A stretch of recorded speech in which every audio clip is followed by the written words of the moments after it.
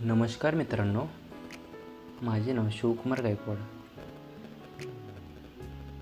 आज आपण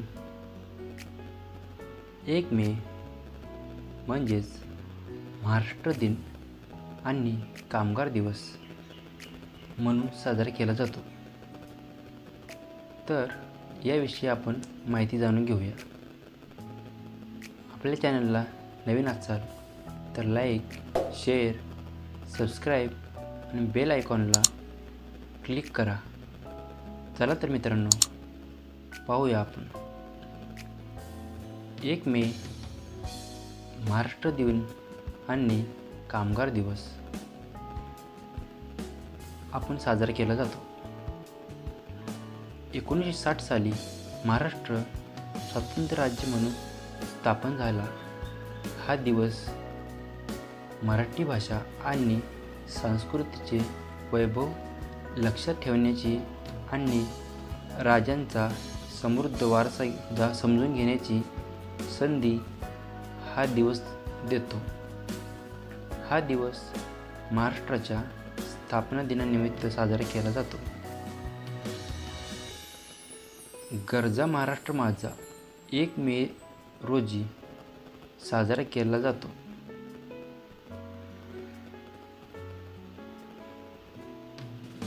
1 मे महाराष्ट्र दिन.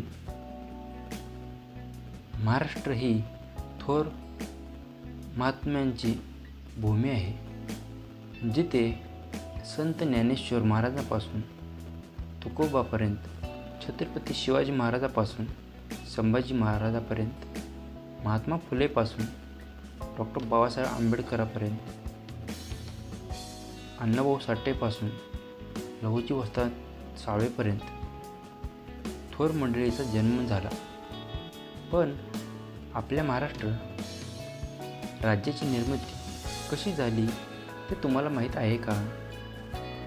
तुम्हाला महाराष्ट्र दिन साजरा करायचा असेल तर सुरुवात या दिवसाचा इतिहास आणि महत्त्व जाणून घेऊया. महाराष्ट्र दिन 1 मे रोजी केला जातो. 1 मे रोजी महाराष्ट्रात उत्सवाचे वातावरण असते. या दिवशी लोक पारंपरिक महाराष्ट्रीय पोशाख परिधान करतात आणि महाराष्ट्रीयन संस्कृतीचा गौरव करतात, कारण याच दिवशी आपल्या महाराष्ट्र राज्याची स्थापना झाली होती.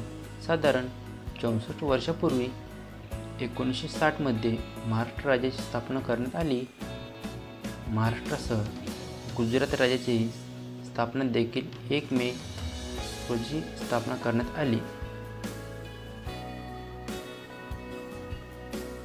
महाराष्ट्राची निर्मिती कशी झाली?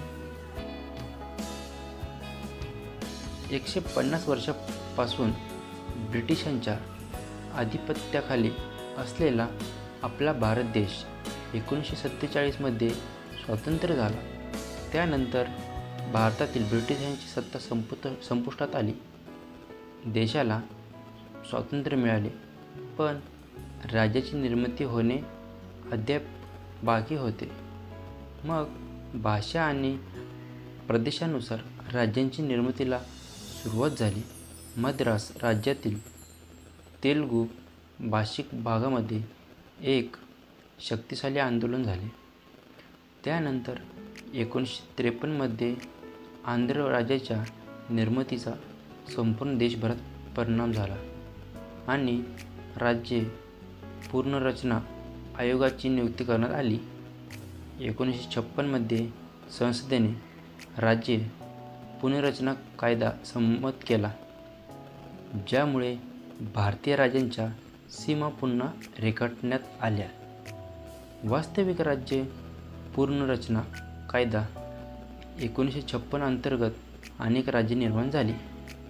या कायद्याच्या आधारे कन्नड भाषा बोलणाऱ्या लोकांना म्हैसूर राज्य म्हणजेच कर्नाटक राज्य देण्यात आले. तेलुगू भाषेतील लोकांना आंध्र प्रदेश राज्य मिळाले. त्याचवेळी मल्याळम भाषेच्या लोकांना केरळ आणि तमिळ भाषांच्या लोकांना तमिळनाडू राज्य मिळाले. मराठी आणि गुजराती लोकांना स्वतःचे वेगळे राज्य मिळाले नाही. राज्य पुनर्रचना कायद्यान्वये मुंबई प्रांतासाठी नवीन सीमा तयार केल्या गेल्या होत्या. मुंबईच्या प्रांताच्या सीमा मराठवाडा, विदर्भ, सौराष्ट्र, गुजरातपर्यंत विस्तारून नवीन राज्याची निर्मिती करण्यात आली, ज्यामुळे द्विभाषिक लोकांचा मुंबई प्रांतात समावेश झाला. त्यात मराठीसह कच्छी व कोकणी भाषा बोलणाऱ्या लोकांचा समावेश होता. 1956 पासून संयुक्त महाराष्ट्र चळवळीद्वारे मराठी भाषिकांनी स्वतंत्र राज्याची मागणी केली. दुसरीकडे गुजराती भाषेतील लोकांनी स्वतःचे वेगळे राज्य हवे होते. त्यांनी ही चळवळ सुरू केली. या आंदोलन व चळवळींचा परिणाम होऊन 1960 मध्ये मुंबई पुनर्रचना कायद्याअंतर्गत महाराष्ट्र आणि गुजरात अशा 2 राज्यांची निर्मिती झाली. मुंबईसाठी महाराष्ट्र आणि गुजरातमध्ये पेटला वाद. महाराष्ट्र आणि गुजरात अशा 2 वेगवेगळ्या राज्यांच्या निर्मितीनंतरही हा वाद मिटला नाही. तर महाराष्ट्र आणि गुजरात या 2 राज्यांमध्ये मुंबई मिळवण्यासाठी वाद सुरू झाला. एकीकडे महाराष्ट्रीयन लोकांना मुंबई हा त्यांच्या राज्याचा भाग म्हणून हवा होता, कारण तेथील बहुतांश लोक मराठी बोलत होते. तर मुंबईच्या प्रगतीमध्ये गुजराती लोकांचा जास्त वाटा आहे, असे गुजरात राज्यातील लोकांचे मत होते.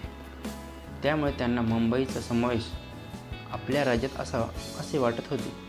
मुंबईला केंद्रशासित प्रदेश म्हणून जाहीर करावे असे काहींचे मत होते. परंतु संयुक्त महाराष्ट्र चळवळीने यास प्रखर विरोध केला आणि मुंबईला महाराष्ट्र राज्याची राजधानी करण्याची मागणी केली. संयुक्त महाराष्ट्र समितीमार्फत 1956 साली मुंबईमध्ये एक मोर्चा काढण्यात आला. या मोर्चावर पोलिसांनी गोळीबार केल्यामुळे तब्बल 106 कार्यकर्त्यांचा मृत्यू झाला. या घटनेनंतर संयुक्त महाराष्ट्राच्या लढ्याला चालना मिळाली. मुंबई शहराच्या मध्यभागी असलेला हुतात्मा चौक या लढ्याचे प्रतीक आहे. या मोर्चानंतर 1956 ते 1960 या काळात संयुक्त महाराष्ट्राची चळवळ अधिक तीव्र झाली. तत्कालीन कम्युनिस्ट आणि समाजवादी नेत्यांनी मुंबईसह महाराष्ट्राची निर्मिती व्हावी ही मागणी लावून धरली. अखेर मुंबईचा समावेश महाराष्ट्र राज्यात करण्यात आला. मुंबई शहर राहणारा प्रत्येक नागरिक स्वतःला मुंबईकर म्हणून घेतो. मुंबईत वेगवेगळ्या जाती, धर्माचे, पंथाचे लोक राहतात, पण जेव्हा ते स्वतःला मुंबईकर म्हणतात तेव्हा हे सर्व भेद नाहीसे होतात. 1 मे हा महाराष्ट्र राज्याचा स्थापना दिन. याच दिवशी 1960 साली तत्कालीन पंतप्रधान पंडित जवाहरलाल नेहरू यांच्या हस्ते स्वतंत्र महाराष्ट्र राज्याची मुहूर्तमेढ रोवली गेली.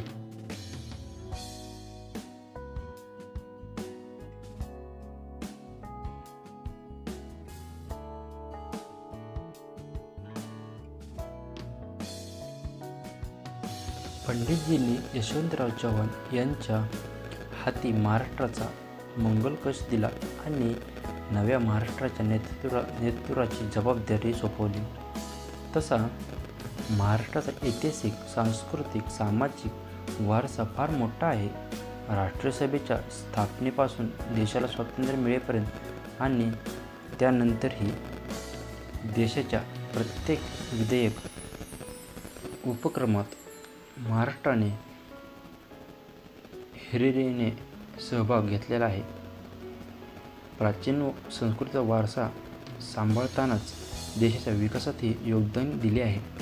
महाराष्ट्राचा धार्मिक सुधारणांचा, सामाजिक सुधारणांचा इतिहास प्रेरणादायी आहे. राज्यांचे विविधांगी भावविश्व धक्का करणारे.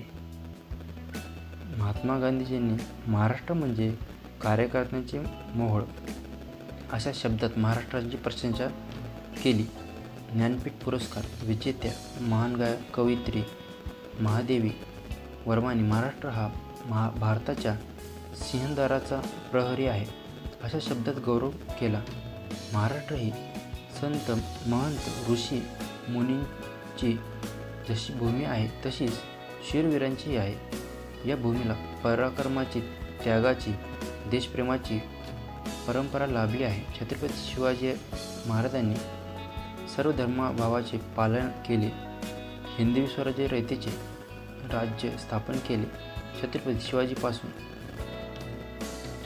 प्रेरणा घेऊन महाराष्ट्रातील क्रांतीवीर वासुदेव बळवंत फडके, उमाजी नाईक, गोपाळकृष्ण गोखले, लोकमान्य टिळक, स्वातंत्र्य विनायक दामोदर सावरकर, राजगुरू, नाना पाटील यासारख्या अनेक देशभक्तांनी इंग्रजाविरुद्ध लढा उभारला. अतोनात कष्ट यातना सहन केल्या. यासाठी प्राणांचीही पर्वा नाही केली.